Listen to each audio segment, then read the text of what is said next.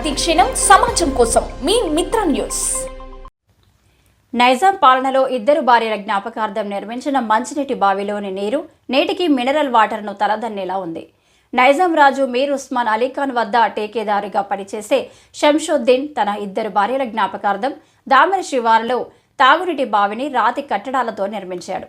కరీంనగర్ జిల్లా శంకరపట్నం మండలం మొలంగూరులో నివాసం ఉన్న షంషుద్దీన్ టేకేదారు హుజరాబాదు పాత తాలూకా పరిధిలో పన్నులు వసూలు చేసేవాడు.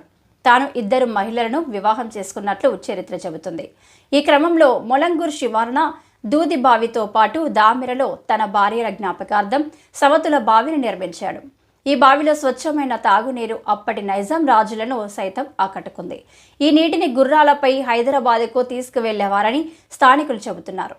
ప్రస్తుతం బావిలోని నీరు అంతే స్వచ్ఛతతో ఉండడం గమనార్హం.